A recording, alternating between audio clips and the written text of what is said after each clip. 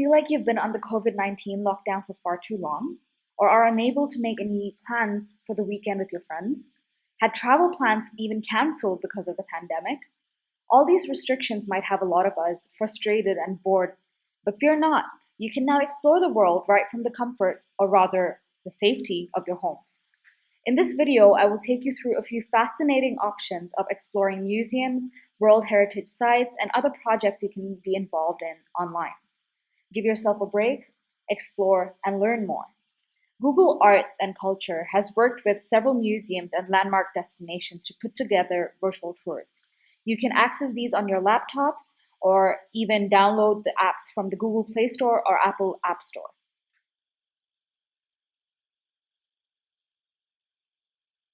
Of the several museums that provide virtual tours, my favorite has to be the British Museum of London. Although this tour doesn't provide a street view or floor plan of the museum, the experience is definitely far more superior. The exhibits of this museum date as far back as 2000 BC and all the way to 2000 AD. And what is great about this virtual tour is that all of the artifacts and all of the exhibits basically are categorized according to the time period, the region that they belong to, and also subcategories such as art and design, living and dying, power and identity, religion and belief, and trade and conflict. So according to your interest, you could basically curate the artifacts that you wanted to explore.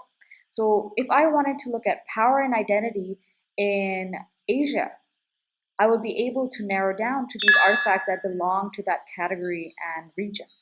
And by clicking on these circles, I would be able to explore more specific exhibits. So what is great about this platform over others is that it has a recorded guide of the artifact, which is quite This painting is from northern elaborate. India and dates back to about 1610.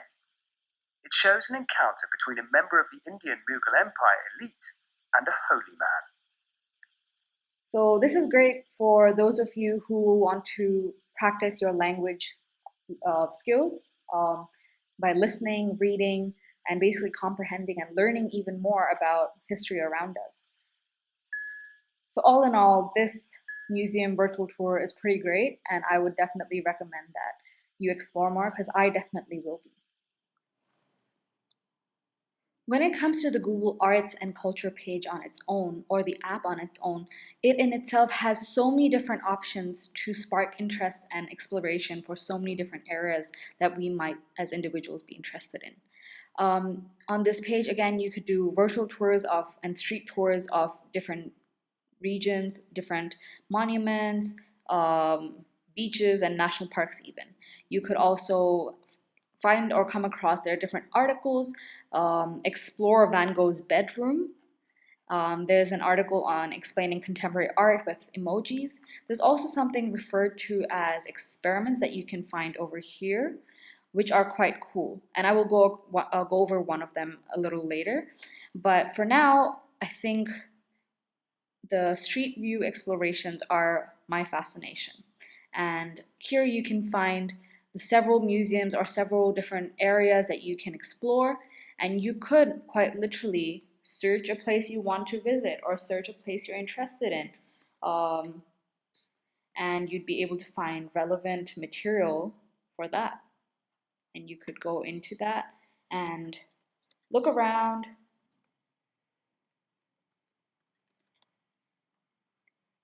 see what there is in store.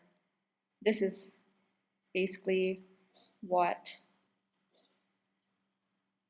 their tour would look like. You can walk around, make all of these friends whose faces are censored. But yeah, so this is quite cool, I think, for us to explore. And there's so many different places that you can visit just from the comfort of your home.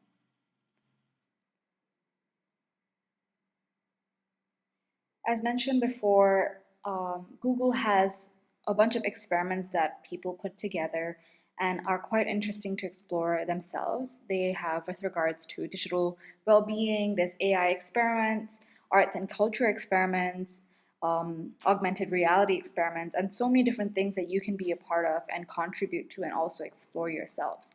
One that I quite enjoyed and explored myself was off Bagan, which is a place in Myanmar. And a lot of work or restoration work is going around in this area. And what they've been trying to do is bring this whole area to our screens. And what they've put together is absolutely beautiful.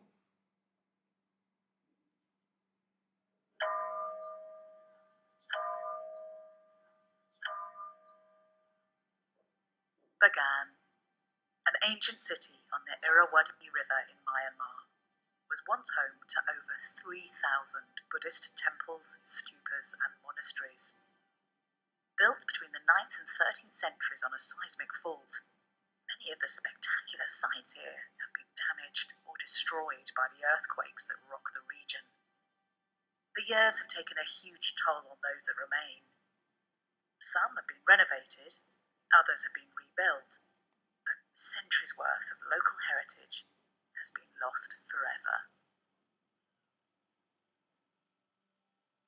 Digital conservation is helping the local community to restore some of the most damaged temples. Thanks to modern technology, we're preserving a lasting legacy for Bagan.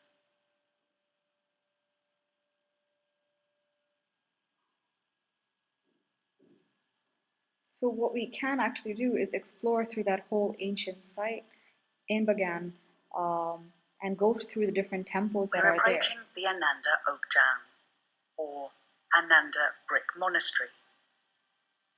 Built in the late 18th century, that's the 12th century in the Myanmar calendar, by Bagan's royal archivist, the temple is one of many historic structures damaged by the devastating earthquake of 2016. So you can click on these different recorded guides. Walking around sacred buildings is a ritual activity in Buddhism. Many temples And have then go to the corridors next enveloping one. central shrine rooms, decorated with scenes. Moving towards the And Kabin move to the Gazedi next one. temple, we start exploring the Bagan era. This early period, from the 11th to the 13th centuries, saw thousands of temples constructed while Bagan flourished as a capital city. So yeah, this project I think has been very intriguing and definitely something I enjoyed, and could be of some interest to a lot of you. But apart from that, there are several others that you can explore, and I would love to hear back if you find something interesting that I could explore myself. I hope this video was helpful for you, and gives you some ideas on what you can do while you have some free time or downtime, while on quarantine.